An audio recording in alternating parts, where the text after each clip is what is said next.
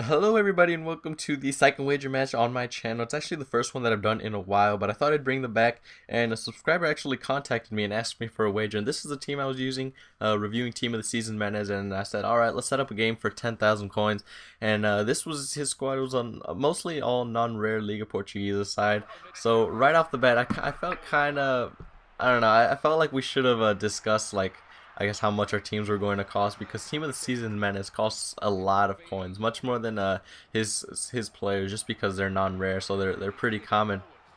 And uh, I team of the season Menace is a fantastic player, and team of the season Mangala also didn't cost as much, but he is a pretty strong defender, but he came really close to opening the scoring in the 10th minute after I pulled out my keeper, but unfortunately it rolled just wide, and getting the first goal in FIFA is always crucial. It kind of sets the tempo for the game. It always gives you a little cushion early on, but in the 14th minute we managed to put Menez on his left foot, his 4-star weak foot, and look at that for a finish into the far corner.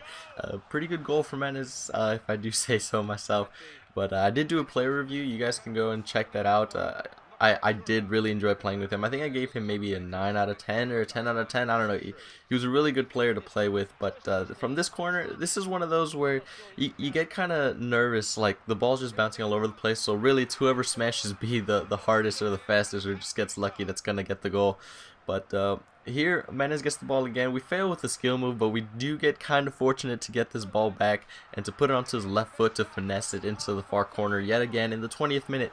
So we were 2-0 up at this point, a pretty comfortable lead with the team difference, I guess you could call it, the skill difference of the team with how fast and how good these players were. It really should have been 2-0, I think, at some point in this match. It was kind of early still, but we're still trying to go for more goals because you never know how games in FIFA can go. And these step overs from Remy are always so effective. I think step overs are some of the most underused skill moves in the game, because I don't know, maybe it's just the way that the defenders move in this game, but they just can't handle the quick movements from the step overs. But we went into halftime 2-0 against ImReap. As you can see the stats there, I did kind of shoot a lot more, but they were all from like 30 yards out, so they were just shots that went on target, but they weren't really going to trouble his goalkeeper. But in the 50th minute, this is where my mistake came. I pulled out Sacco and tried to come out playing with the ball, and when you're playing 3 at the back and you move one of your center backs, you're always going to be vulnerable. And I pulled out my keeper, but he held his composure really well. Most people would just try and shoot that around the keeper or something, but apparently that works. I've never actually tried that, just like moving slightly around the keeper, but he finessed it. And right there, this was actually like a turning point in the match where it felt like his players were, I think, on high attacking or ultra attacking or high pressure, whatever, because it felt like his players were all over the place, and I needed to get a goal soon. As you can see, it's the 78th minute until we finally get our best chance, and it's a free kick that's saved by his keeper. Menez has pretty good free kicks. I don't think I scored very many, but I think that's just down to me. But we failed with the corner, and we got one more crack at it. And like I was saying earlier, Remy is just an overpowered monster. He can head, he can run because he's got around 90 pace. He's got 4-star skill moves, 4-star weak foot, and he's got great shooting. He's just one of the most overpowered players in this team. And he doesn't very cost really much, but this is another fantastic goal from Menez that goes into the far post. Actually hits off the post before going in. So you can see he can shoot with his right, he can shoot with his left. He's just a fantastic player overall. I really recommend you guys try him out if you're looking for a team of the season player.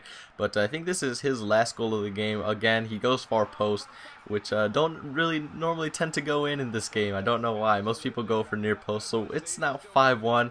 Although that doesn't really reflect how the entire match went. A lot of it was fought in midfield, where like he would get close to my goal. My defenders and center defensive mids were just so compact. It makes it kind of hard to get through. Like, that was a pretty good example of how most of the game went. But that is how the game ended. 5-1 in my favor. As you can see, Menez did get man of the match, and those are the in-game stats. Now again, the shots that I took were mainly from midfield because I was trying to score some long shots, but they just wouldn't go in, so I didn't really feel the need to put them in here. But I went into the trade pile, and he did send in the trade before we got started. It was for 10K, but he sent what was it, Robbie Keane, but for some reason it just won't show the player. But I hope you guys enjoyed the video. Follow me on Twitter so that you can know when I want to play some wager matches. But other than that, I hope you liked it. Feel free to subscribe, and I'll see you guys next time.